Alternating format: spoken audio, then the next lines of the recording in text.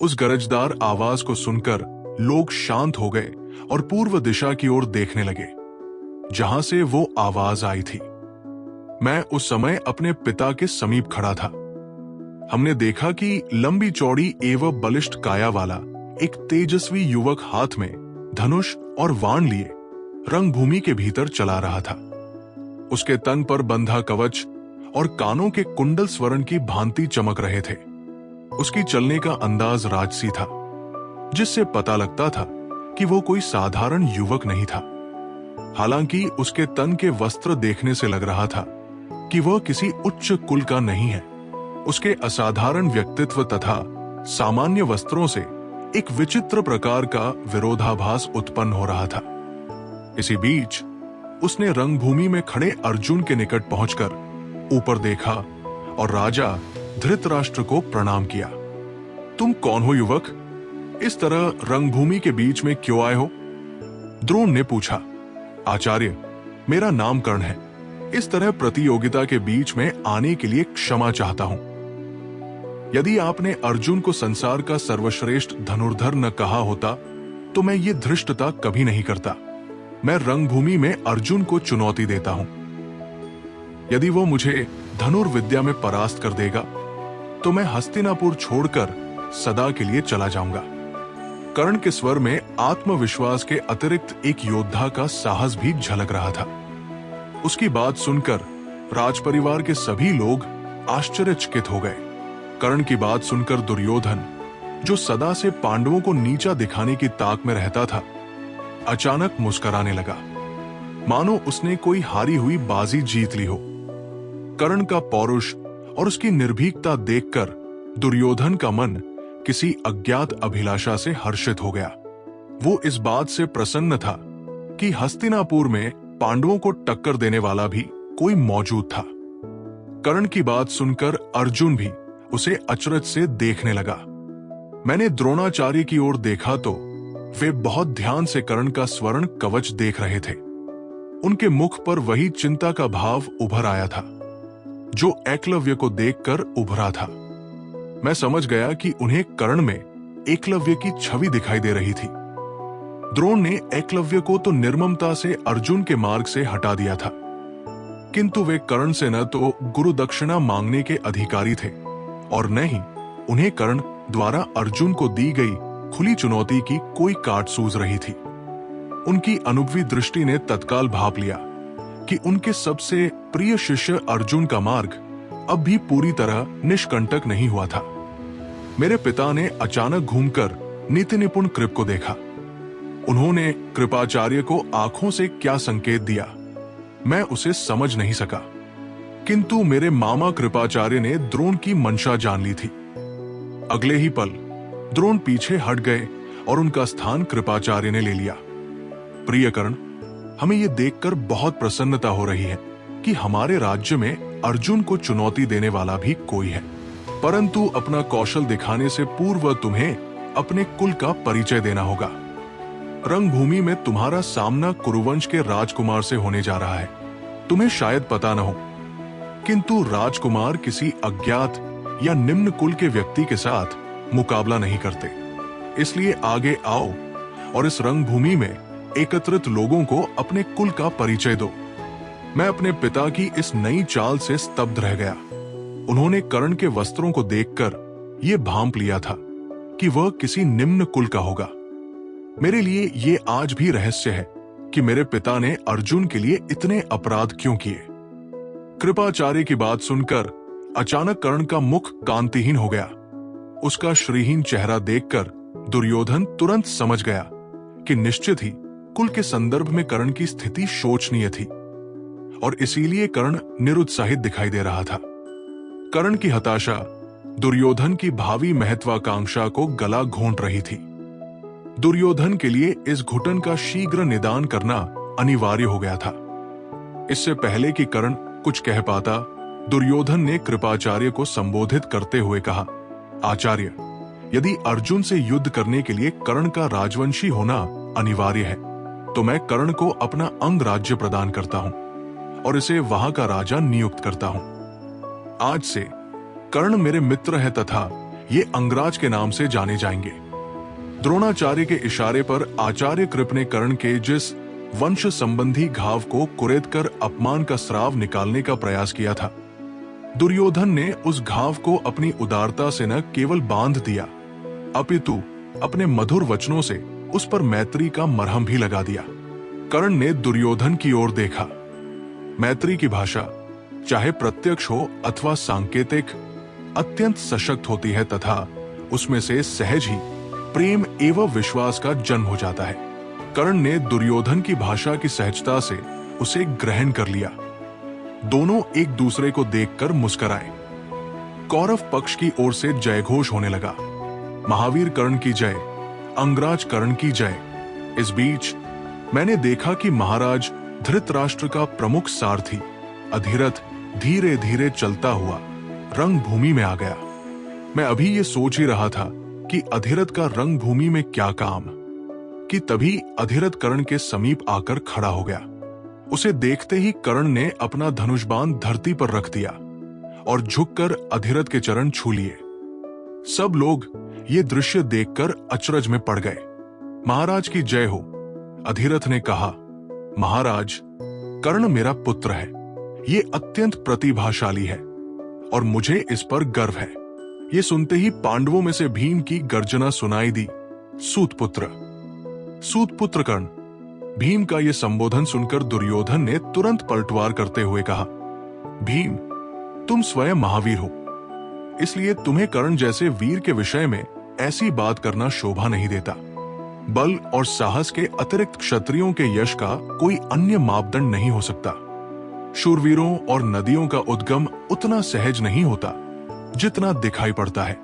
इस तेजस्वी और सर्वगुण संपन्न कर्ण की ओर ध्यान से देखो। क्या ये तुम्हें निम्न कुल का वंशज लगता है? मुझे विश्वास है कि कर्ण अपने बाहुबल और मेरे सहयोग से अंग देश तो क्या, समस्त पृथ्वी पर शासन कर सकता है। जहां एक ओर दुर्योधन ने कर्ण को अंग देश का राज्य दान में देकर अपने लिए राजनीतिक मैत्री स्थापित कर ली थी, वहीं दूसरी ओर दान में मिले राज्य को स्वीकार करके कर्ण ने भी अपने मन में सूतपुत्र होने की कुंठा का दमन कर लिया था। सूर्यास्त होने वाला था। रंगभूमि के कार्यक्रम को आगे बढ़ाना संभव नहीं था। कर्ण ने गहरी सांस ली और फिर उसकी दृष्टि अनायास ही अस्त होते सूर्य की ओर चली गई। वो न जाने क्यों बहुत देर तक पश्चिम दिशा में क्षितिज की ओर देखता रहा। कर्ण जब भी हस्तिनापुर आता था तो मैंने अनेक बार उसे नदी तट पर सूर्योदय एवं सूर्यास्त को देखते हुए पाया। मैं इस रहस्य पर से भी बाद में पर्दा उठाऊंगा कि उसे सूर्य इतना आकर्षित क्यों करता था। राहों से आगे इस कथा में बहुत से रोचक मोड़ आएंगे, इसलिए आपको कुरु राज परिवार की कुछ महत्वपूर्ण बातों एवं घटनाओं के विषय में बताना अनिवार्य है, जिससे कि आप कथा को सही परिप्रेक्ष्य से आत्मसात कर पाए। कुरुवंश का ज्येष्ठ पुत्र होने के नाते हस्तिनापुर के राज सिंहासन पर धृतराष्ट्र का ही अधिकार था, किंतु वो अत्यंत बलवान होने के अतिरिक्त जम से नेत्रहीन था। इस कारण राज्याभिषेक का जब समय आया तो नेत्रहीन धृतराष्ट्र राजनीति के नियमों एवं सिद्धांतों से मात खा गया और उसकी विकलांगता उसके मार्ग की बाधा बन गई। फलस्वरूप धृतराष्ट्र के छोटे भाई पांडु को हस्तिनापुर का राजा घोषित कर दिया गया। एक बार पांडु आखेट पर गया हुआ था। वहां उसे सरोवर के निकट कुछ आवाज आई तो उसने जंगली पशु की आवाज समझकर शब्द भेदी बाण चला दिया।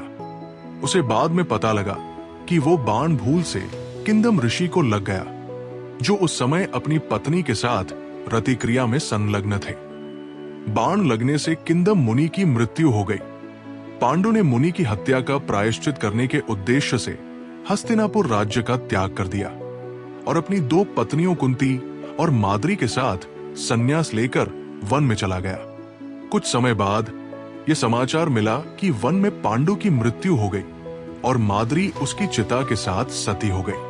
वन में रहते हुए पांडु के अपनी दोनों पत्नियों कुंती और माद्री से 5 पुत्र हुए थे, जिन्हें लेकर बाद में कुंती हस्तिनापुर लौट आई।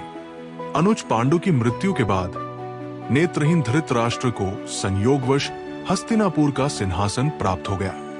अकस्मात राजा बने धृतराष्ट्र की राज सिंहासन और राजमुकुट से ऐसी आसक्ति हो गई कि वो रात्रि को सोते समय भी मुकुट पहनने लगा। उसे हर पल यही भय सताता था कि कहीं कोई उसका मुकुट छीन न ले। नियति के विचित्र संयोग तथा अत्यंत कठिनाई से मिले राज्याधिकार को वो किसी कीमत पर गंवाना नहीं चाहता था। नेत्रहीनता ने उसके अंदर व्याप्त इस भय को और बढ़ा दिया। धृतराष्ट्र का जब विवाह हुआ तो मंत्रीगण एवं प्रजा को ये सोचकर राहत मिली कि धृतराष्ट्र की पत्नी गांधारी अपने नेत्रहीन पति के जीवन को दिशा दे सकेगी और हस्तिनापुर का राजकाज बेहतर ढंग से चल सकेगा।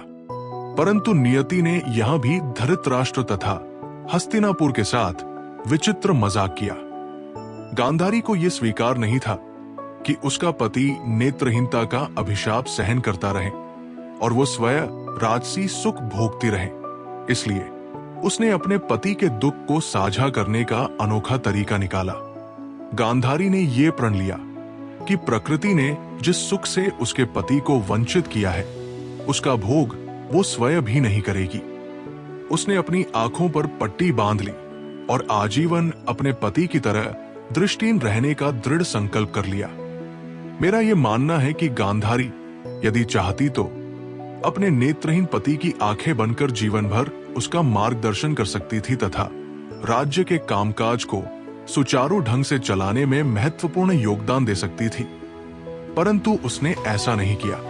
आंखों पर पट्टी बांधकर गांधारी ने राजकाज में अपने पति का कितना साथ दिया, इसका आकलन कर पाना कठिन है। समय बीतता गया और इस बीच गांधारी और धृतराष्ट्र ने 100 पुत्रों एवं दुश्शला नाम की एक पुत्री को जन्म दिया। धृतराष्ट्र के 100 पुत्रों में, जिन्हें कौरव कहा जाता है, दुर्योधन ज्येष्ठ था। पांडव और कौरव एक साथ बड़े होने लगे और उनकी शिक्षा दीक्षा भी साथ में होने लगी। उसके बाद उनके और अपने बचपन की कथा मैं आपको पहले सुना चुका हूं। इस बीच काफी समय बीत गया, हम लोग युवा भी हो गए। इधर मेरे पिता द्रोण ने द्रुपद को आधा राज्य लौटाकर उससे फिर से मित्रता कर ली थी, किंतु उन दोनों की मूल प्रवृत्तियां भिन्न थी। मेरे पिता द्रोण स्वभाव से ब्राह्मण थे, क्षमाशीलता के महत्व और उसकी शक्ति को समझते थे। इसके विपरीत द्रुपद राजा था, स्वभाव से क्षत्रिय और द्रोण के हाथों अपमानित हो चुका था। द्रोण ने जो राज्य का आधा भाग द्रुपद को अच्छे मन से मित्रता के कारण लौटाया था, उस राज्य को द्रुपद ने कलुषित मन से भिक्षा के रूप में स्वीकार किया था। द्रुपद के दरबार में हुए अपमान को मेरे पिता ने समय रहते भुला दिया था, परंतु द्रोण के हाथों हुए अपमान का घूंट द्रुपद के गले में अटका रह गया। उसने एक हाथ से द्रोण से मित्रता तो कर ली, किंतु उसका दूसरा हाथ उनके अभिमान का गला घोंटने को छटपटाने लगा। परंतु यह भी सत्य था कि कौरव तथा पांडव जैसे महावीर शिष्यों के रहते द्रुपद में इतना साहस नहीं था कि वो अपने दम पर अकेले द्रोण से बदला ले सके। अर्जुन द्वारा द्रुपद को बंदी बनाते समय भी द्रुपद के मन में ये इच्छा उत्पन्न हुई थी कि काश अर्जुन के समान उसका भी कोई वीर पुत्र होता जो द्रोण से उसके अपमान का प्रतिशोध ले सकता। समय बीतने के साथ द्रुपद के गले में अटका अपमान का घूंट और कड़वा होता गया तथा साथ ही उसके मन में द्रोण से बदला लेने हेतु एक वीर संतान की कामना बलवती होती गई। द्रुपद की कोई संतान नहीं थी, इसलिए उसने संतान प्राप्ति के लिए पुत्र कामेष्टि यज्ञ करने का निर्णय किया। बहुत प्रयासों के बाद द्रुपद ने याज नामक एक गुणी ब्राह्मण को यज्ञ करने के लिए तैयार कर लिया। शीघ्र ही यज्ञ संपन्न हुआ, जिसके फलस्वरूप अग्निकुंड में से एक दिव्य बालक और कृष्ण वर्ण की एक अत्यंत सुंदर बालिका का जन्म हुआ। उस बालक की त्वचा का रंग धधकती अग्नि के समान था और उसने जन्म लेते ही भीषण गर्जना आरंभ कर दी। ब्राह्मणों ने दोनों बच्चों के रूप और स्वभाव को ध्यान से देखा और कहा, यह बालक स्वभाव से बड़ा धृष्ट लगता है और इसकी उत्पत्ति अग्नि की द्युति से हुई है, इसलिए इसका नाम धृष्टद्युम्न रखना उचित होगा और ये बालिका अपने कृष्ण वर्ण के कारण कृष्णा कहलाएगी। एक दिन द्रोणाचार्य घर लौटे तो उनके चेहरे पर चिंता व्याप्त थी। मैंने उनसे कारण पूछा तो उन्होंने कहा, द्रुपद के यहाँ एक पुत्र और एक पुत्री ने जन्म लिया है। द्रुपद की पुत्री के लिए ज्योतिषियों ने कहा है कि उसका भविष्य बहुत उज्जवल है। उसके भाग्य में राज्य का सुख तो है, परंतु वो भारतवर्ष के इतिहास में होने वाले सबसे भीषण युद्ध का कारण बनेगी। ओह, ये तो अच्छी बात नहीं है, किंतु इस बात से आप व्यग्र क्यों हैं, पिताजी? मैंने प्रश्न किया। प्रिय अश्वत्य, मेरी चिंता का कारण द्रुपद का पुत्र है। पिताजी बोले। क्यों पिताजी? ज्योतिषियों ने यह भी भविष्यवाणी की है कि द्रुपद का पुत्र, जिसका नाम उन्होंने धृष्टद्युम्न रखा है, मेरे लिए पातक सिद्ध होगा। पिताजी ने उत्तर दिया, पिताजी आप चिंता न करें। धृष्टद्युम्न तो अभी नवजात शिशु है, उसे बड़ा होने में समय लगेगा, और फिर मेरे रहते आपके ऊपर कोई संकट आ जाए तो धिक्कार है मेरे जीवन को। मैंने उन्हें आश्वस्त करते हुए कहा, मैं नहीं जानता कि मेरे ऐसा कहने से मेरे पिता की व्याकुलता कम हुई अथवा नहीं, किंतु उन्होंने मेरे सिर पर स्नेहपूर्वक हाथ फेरा और मुझे ये संकेत अवश्य दिया कि उन्हें मेरे सामर्थ्य पर पूरा भरोसा था। मित्रों, तेते भाइयों के बीच मधुर संबंध कम ही बन पाते हैं। समय के साथ पांडवों और कौरवों के बीच भी मतभेद बढ़ने लगे। राजमहल के भीतर चचेरे भाइयों में लड़ना झगड़ना और वाद विवाद सामान्य बात हो गई थी। धृतराष्ट्र को दिखाई तो नहीं देता था, किंतु वो मन में जानता था कि पांडु के 5 पुत्र उसके अपने 100 पुत्रों से अधिक योग्य एवं शक्तिशाली थे। वो हर क्षण अपने पुत्र दुर्योधन को पांडु पुत्र भीमसेन से श्रेष्ठ सिद्ध करने के अवसर खोजता रहता था। पांडु का ज्येष्ठ पुत्र युधिष्ठिर धृतराष्ट्र के अपने पुत्र दुर्योधन से बड़ा था, इसलिए धृतराष्ट्र को यह डर भी सताता था कि उसके बाद हस्तिनापुर की राजगद्दी दुर्योधन के स्थान पर पांडुपुत्र युधिष्ठिर को मिल जाएगी, और नियति ने वर्षों पहले जो अन्याय उसके साथ किया था, वही अन्याय उसके पुत्र दुर्योधन के साथ दोहराया जाएगा। क्रोध की तरह लोभ और ईर्ष्या भी व्यक्ति के आचरण को भ्रष्ट कर देते हैं।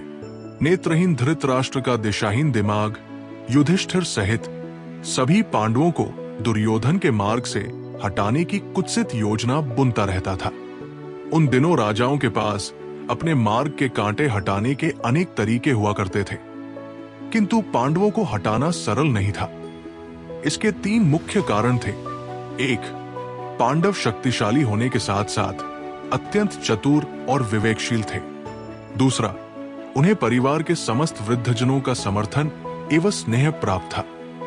तीसरा, राजपरिवार के सदस्य होने के नाते वे स्वयं भी कुटिल योजनाओं और षड्यंत्रों को भली भांति पहचानते थे। उन्हें मारने के लिए धृतराष्ट्र को कुछ भिन्न, कुछ ऐसा करने की आवश्यकता थी जो अकस्मात हो जाए और दुर्घटना जैसा लगे।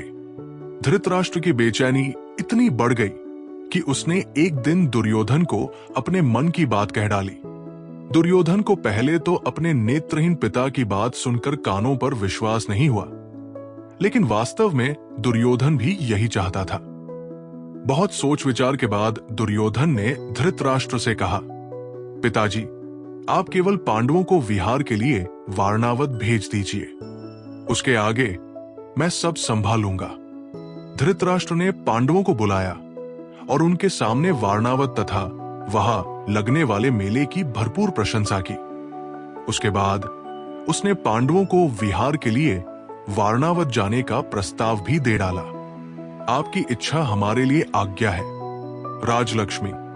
युधिष्ठिर के इस वाक्य को सुनकर दुर्योधन और धृतराष्ट्र ऐसे खुश हुए जैसे किसी कृषक ने अनेक वर्षों के दुर्भिक्ष के बाद आकाश में घिरते काले वर्षा मेघ देख लिए हों। इधर पांडवों ने अपनी माता कुंती के साथ वारणावत जाने की तैयारी कर ली, और उधर दुर्योधन ने अपने मंत्री और विश्वास पात्र पुरोचन को बुलवाया और उसे तुरंत वारणावत जाकर पांडवों के रहने के लिए एक विशेष भवन बनवाने का निर्देश दिया। पुरोचन, राल, लकड़ी, तेल, चर्बी और लाख को मिलाकर ऐसा भवन बनवाओ जो केवल एक चिंगारी लगने से जलकर भस्म हो जाए। दुर्योधन ने पुरोचन के कान में कहा। एक बार तो पुरोचन के होश ही उड़ गए, किंतु फिर उसे ध्यान आया कि वो दुर्योधन से बात कर रहा था, जो न केवल छलकपट का पर्याय था, अपितु हस्तिनापुर का भावी सम्राट भी था, और उसकी इच्छा पर प्रश्न लगाने का अर्थ अपनी जान गंवाना हो सकता था। जी राजकुमार, भवन का निर्माण तो मैं करवा दूंगा, किंतु आग वो कैसे लगाई जाएगी? पुरोचन ने पूछा। तुम प्रश्न बहुत करते हो पुरोचन, दुर्योधन ने मुस्कुराते हुए कहा। सुनो, वारणावत में पांडवों के रहने की व्यवस्था उसी लाक्षागृह में की जाएगी, और फिर रात्रि में अवसर पाकर जब सब लोग सो रहे होंगे, उस शानदार भवन को अग्नि के सुपुर्द कर दिया जाएगा। वाह, ये तो बहुत शानदार योजना है कुमार, पुरोचन ने आंखें घुमाते हुए कहा। परंतु इस कार्य को कौन करेगा? तुम करोगे, दुर्योधन ने तपाक से उत्तर दिया। ये कार्य भी तुम ही पूर्ण करोगे प्रिय पुरोचन। ध्यान रहे, तुम्हें इस बात को गुप्त रखना है। कार्य के सफलतापूर्वक पूरा हो जाने पर मैं स्वयं तुम्हें पुरस्कृत करूंगा। जाओ पुरोचन, जल्दी करो। महामंत्री का पद तुम्हारी प्रतीक्षा कर रहा है। पुरोचन की आंखों में चमक आ गई। उसने देखा कि उसके और महामंत्री के पद के बीच अब केवल लाक्षागृह खड़ा था। जो आज्ञा राजकुमार, पुरोचन ने मुस्कुराते हुए दुर्योधन के समक्ष सिर झुकाया और वहां से सीधे वारणावत के लिए रवाना हो गया। धृतराष्ट्र का विवाह जब गांधारी के साथ हुआ तो गांधारी का भाई शकुनी भी हस्तिनापुर में आकर रहने लगा था। शकुनी रिश्ते में दुर्योधन का मामा था, किंतु उसने दुर्योधन को छल, धूर्तता, पांसे का खेल और कूटनीति के अतिरिक्त कुछ नहीं सिखाया। शकुनी के हाथ में पांसे ऐसे रहते थे जैसे किसी भक्त के हाथ में माता के मन के। मुझे आज भी लगता है कि यदि गांधारी के साथ शकुनी न आया होता अथवा समय रहते उसे गंधार वापस भेज दिया गया होता, तो शायद वो सब न होता जो उसके रहते हुआ, और फिर अंत समय तक होता ही रहा।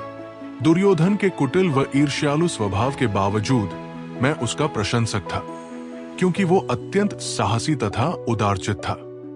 यद्यपि उसके स्वभाव में एक दुर्गुण भी था। उसके पेट में कोई बात अधिक देर तक पचती नहीं थी, अर्थात वो किसी भेद को छिपाकर नहीं रख पाता था। पांडवों की हत्या की योजना की जानकारी पहले केवल 3 लोगों को थी, दुर्योधन, धृतराष्ट्र और पुरोचन। परंतु बाद में अपनी बुरी आदत के चलते दुर्योधन ने ये बात अपने दुष्ट मामा शकुनी को भी बता दी। बहुत बढ़िया भांजे, ये तो तुमने कमाल की योजना बना डाली। मेरे साथ रहकर तुमने आखिर ये सारे हथकंडे सीख ही लिए। शकुनी ने एक हाथ से दुर्योधन की पीठ थपथपाई और दूसरे हाथ में पकड़े पांसे को हवा में उछालकर फिर उन्हें लपक लिया। जी मामा जी, ये सब आपके आशीर्वाद का परिणाम है। ये कहकर दुर्योधन मूर्खों की तरह हंसने लगा। पांडवों के वारणावत जाते समय उन्हें नगर की सीमा तक छोड़ने का दायित्व धृतराष्ट्र ने मुझे सौंपा। चलते समय धृतराष्ट्र के अनुज और नीतिज्ञ महामंत्री विदुर ने अचानक हमारे साथ नगर की सीमा तक साथ चलने की इच्छा व्यक्त कर दी। मैं पिछले 2 दिन से उनके चेहरे पर भय और दुख के मिले जुले भाव देख रहा था। उन्होंने जब नगर सीमा तक साथ चलने की बात कही तो सबको आश्चर्य हुआ, क्योंकि इस प्रकार के विहार पर जाना राजकुमारों के लिए सामान्य बात थी और विदुर ने पहले कभी इस तरह का प्रस्ताव नहीं किया था। मुझे ऐसी अंतप्रेरणा हुई कि महात्मा विदुर पांडवों से अवश्य कुछ गुप्त एवं गूढ़ बात कहना चाहते थे, जिसे राजमहल में कहना संभव नहीं था। मैं इस रहस्य को समझने के लिए आतुर हो गया, किंतु मैंने अपनी उत्सुकता को छिपाए रखा। शीघ्र ही हम सब हस्तिनापुर की सीमा पर पहुंच गए।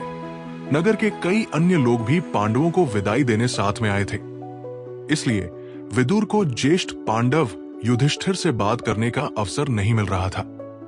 आखिर उन्होंने सांकेतिक भाषा में युधिष्ठिर से बात की। विदुर की कही ये बात मुझे आज सैकड़ों साल बाद भी शब्दशः याद है। विदुर बोले, वास, तुम स्वयं धर्म के अवतार हो और अधर्म की तनिक सी आहट भी तुम्हें सतर्क कर देती है। फिर भी तुम्हारा शुभ चिंतक होने के नाते ये मेरा कर्तव्य है कि मैं तुम्हें किसी अज्ञात स्थान पर जाने से पूर्व कुछ बातें समझा दूं। यदि कोई सहसा तुम्हारे प्रति अत्यधिक उदार हो जाए तो तुम्हें सावधान हो जाना चाहिए। विदुर ने अब तक कोई विशेष बात नहीं कही थी। मैं कुछ और सुनने की प्रतीक्षा कर रहा था। उसके बाद विदुर ने आगे कहा, एक वस्तु ऐसी है जो लोहे की नहीं है किंतु शरीर को नष्ट कर सकती है। पंच तत्वों में से एक तत्व ऐसा है जो समूचे जंगल, घास फूस आदि को सरलता से नष्ट कर सकता है, लेकिन बिल में रहने वाले प्राणी उस तत्व के कोप से बच जाते हैं। अंधे व्यक्ति को मार्ग और दिशाओं का ज्ञान नहीं होता, किंतु जिस मनुष्य की पांचों इंद्रियां उसके वश में हो, उसका कोई कुछ नहीं बिगाड़ सकता। इतना कहकर विदुर शांत हो गए और युधिष्ठिर को स्नेहपूर्वक देखने लगे। आप चिंता न करें तातश्री, मैं आपकी सब बातें भली भांति समझ गया हूं, युधिष्ठिर ने कहा। और फिर विदुर को प्रणाम कर पांचों पांडव भाई वारणावत की ओर चल पड़े। चूंकि मैं दुर्योधन और पुरोचन की कपटी योजना से अवगत नहीं था, इसलिए उस समय ये नहीं समझ सका कि विदुर ने युधिष्ठिर को क्या समझाया और युधिष्ठिर ने उनकी बात को कैसे समझा। तथापि विदुर के सान्निध्य में कभी कभी रहने से मुझे ये लाभ हुआ कि इतना तो समझ गया कि वारणावत में कुछ घटित होने वाला था, तथा विदुर ने युधिष्ठिर को संकेत से उस संकट की ओर तथा उससे बच निकलने की युक्ति बता दी थी। मैंने नगर की ओर लौटते समय विदुर से मार्ग में उनकी सांकेतिक भाषा का स्पष्ट आशय जानने का प्रयत्न किया, किंतु उन्होंने ये कहकर बात को टाल दिया, अश्वत्थामा, समय की प्रतीक्षा करो, तुम्हें स्वयं ही सब पता लग जाएगा। मैं उन्हें देखता रहा और वे दूर क्षितिज में देखते रहे। कुछ पल रुककर विदुर ने फिर कहा, असत्य, मुझे इस बात का बहुत संतोष है कि युधिष्ठिर को वो बात समझाते हुए तुम मेरे साथ थे।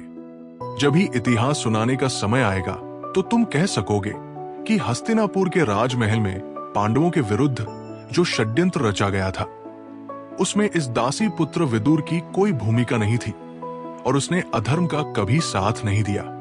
विदुर ने ये बात भी सांकेतिक ढंग से कही थी। मैं समझ गया कि इस पूरे प्रकरण को जानने समझने के लिए मुझे वारणावत से आने वाले अगले समाचार की प्रतीक्षा करनी होगी। लगभग 1 वर्ष बाद अचानक ये समाचार मिला कि वारणावत में जिस भवन में पांडव अपनी माता कुंती के साथ रह रहे थे, उसमें आग लग गई। इस दुर्घटना में पांचों पांडव एवं कुंती जलकर भस्म हो गए।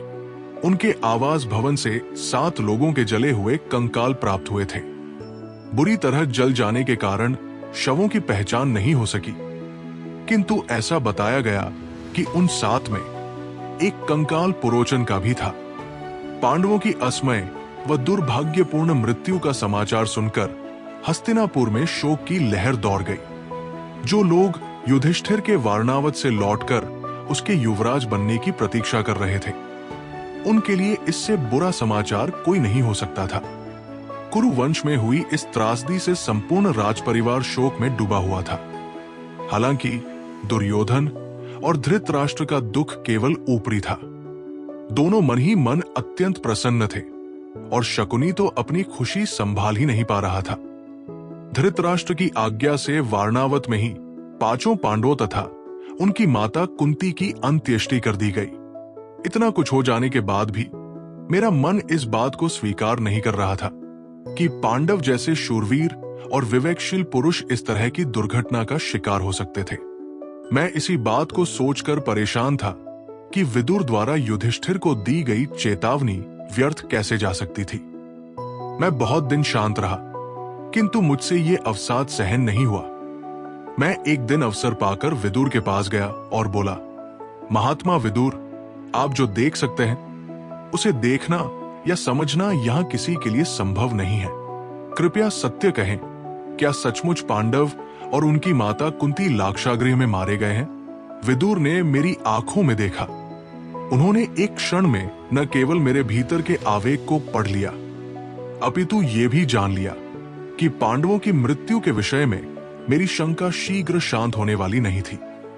वे बोले, अश्वत्थामा, मैं भविष्य दृष्टा तो नहीं हूं, लेकिन इतना अवश्य जानता हूं कि पांडवों ने सदा धर्म का पालन किया है और अधर्म कितना भी कटित, कितना भी निर्दयी क्यों न हो जाए, वो धर्म को परास्त करना तो दूर, उसे स्पर्श भी नहीं कर सकता।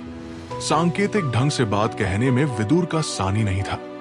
उनसे इससे अधिक स्पष्ट उत्तर की आशा करना व्यर्थ था। मेरे संदेह की पुष्टि हो चुकी थी। पांडव जीवित थे और मेरे लिए उस समय इतना जान लेना पर्याप्त था।